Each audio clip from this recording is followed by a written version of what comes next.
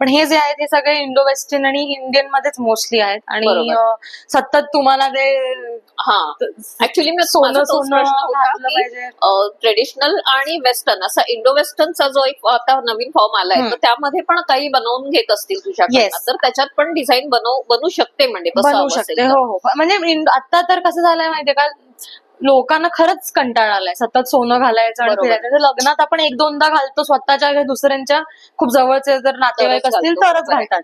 नाहीतर मग हे असं काहीतरी घालणं आणि ते स्पोर्ट करणं खूप मजेशीर आहे. आणि मला असं वाटतं की ते सगळ्यांनी करावं, कारण Correct. खरंच स्टेटमेंट आहेत यार. आणि मला मला एवढी खात्री आहे माझ्या ज्वेलरीची की तुमच्याकडे येऊन लोक विचारणार की तुम्ही कुठनं कुठून घातलंय आणि घेतली? काय घातलंय. खरंच आहे. सो येस, त्यामुळे Yes.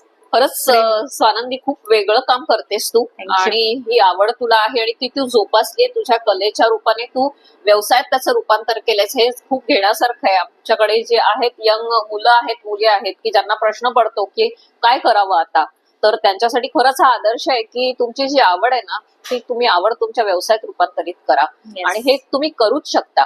म्हणजे तुम्ही एवढं खूप कॉस्टली कुठलीही वस्तू न घेता तुम्ही एक सेमी प्रेशर स्टोन्स येतात किंवा काहीतरी इमिटेशनचे येतात, स्टोन्स येतात, तर ते स्टोन्स घेऊन सुद्धा तुम्ही तुमच्या कल्पकतेने तुम्ही हे असे दागिने घडवू शकता. किंवा तुम्ही दागिनेच नाही तर तुम्ही आणखीनही त्यातून काही करू शकता. तर आज आपण स्वानंदीला भेटून हे सगळं जाणून घेतलंय. तर खरंच तुझं कौतुक आहे स्वानंदी की Thank Tu you so much. एकाच वेळेला एवढ्या सगळ्या आघाड्यांवर खूप छान काम करू शकतेस. आणि विशेष म्हणजे ते मंडला ड्रॉइंग पेंटिंग करत असताना Yes. जे तुला एकाग्रता लागते ती एकाग्रता तू वेगवेगळ्या क्षेत्रात त्या वेळेला करू शकतेस. हे तुझं कौतुक आहे. Thank you. आणि थँक्यू, तू मला इतका वेळ दिलास आणि इतकी छान सुंदर माहिती दिलीस या सगळ्या स्टोन्स बद्दल आणि ज्वेलरी बद्दल. तर तुझ्या या व्यवसायाला खूप लवकरच ऊर्जितावस्था येऊ आणि खूप छान रिस्पॉन्स तुला मिळो सगळ्यांकडनं, अशी शुभेच्छा देते. थँक्यू.